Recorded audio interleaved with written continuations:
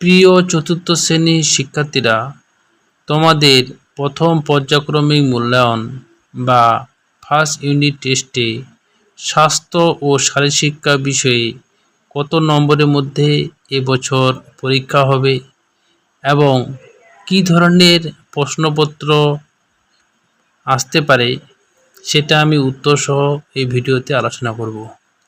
তোমরা ভিডিওটি প্রথম থেকে শেষ পর্যন্ত দেখো।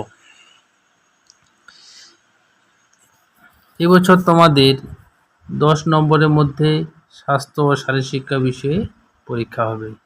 সময় থাকবে 20 মিনিট। এখানে তোমরা নাম, রোল নাম্বার এবং বিদ্যালয়ের নাম লিখবে। এবার প্রশ্নগুলো দেখো।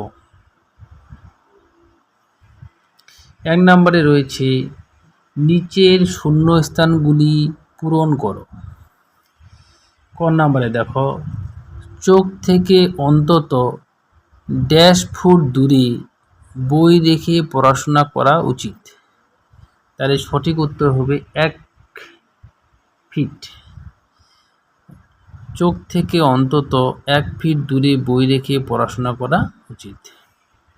খ নম্বরে দেখো, সূর্যের আলো থেকে আমরা যে ভিটামিন পাই তার নাম ড্যাশ।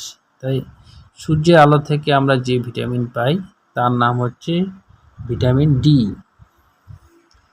গ নম্বরে দেখো, একজন পূর্ণবয়স্ক মানুষের আয়োডিন প্রয়োজন হয় প্রতিদিনের গড়ে ড্যাশ মাইক্রোগ্রাম। সঠিক অ্যান্সার হবে 150 মাইক্রোগ্রাম। শূন্যস্থানে তোমরা 150 লিখবে। এরপরে দেখো ঘ নাম্বার, ডায়রিয়া হলে রোগীকে প্রথমেই পানীয় জলে ড্যাশ মিশিয়ে খাওয়াতে হয়। এখানে তোমরা লিখবে ওআরএস মিশিয়ে খাওয়াতে হয়। এখানে তোমাদের 2 নাম্বার থাকবে। এবার 2 নাম্বারে দেখো, সত্য অথবা মিথ্যা লেখো। ক নাম্বার, টিভির পর্দা থেকে অন্তত 1 হাত দূরে বসে ছবি দেখা উচিত। এটা মিথ্যা হবে। পায়রিয়া হলে দাঁত থেকে রক্ত ও পুষ নির্গত হয়। এটা সত্য। গ নাম্বার, শিশুদের গলগণ্ড হয় পটাশিয়ামের অভাবে। এটা মিথ্যা। ঘ নাম্বার, দাঁত সুস্থ রাখতে প্রতিদিন গুড়াকু দিয়ে দাঁত মাজা উচিত। এটা মিথ্যা হবে। 3 নম্বরে দেখো, নিচের প্রশ্নগুলির সংক্ষেপে উত্তর দাও। 6 নাম্বার থাকবে কিন্তু তোমাদের। ডায়রিয়া রোগের চিকিৎসা পদ্ধতি লেখো।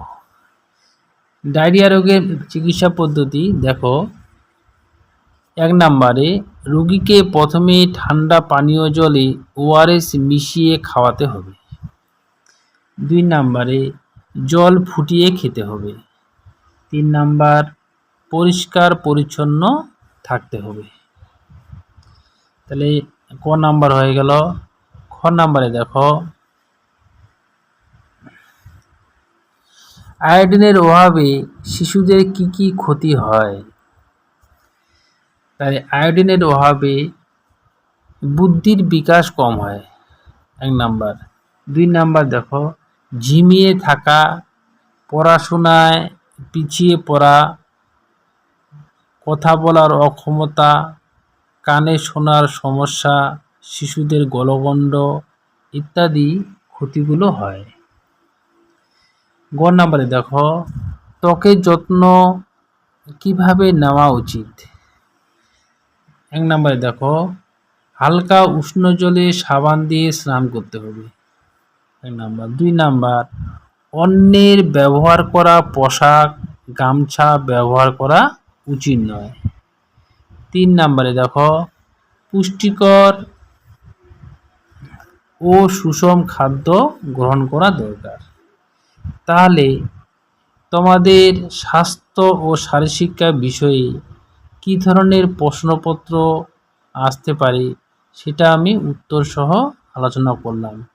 ভিডিওটি তোমাদের যদি ভালো লাগে সাবস্ক্রাইব করবে এবং বন্ধুদের শেয়ার করবে।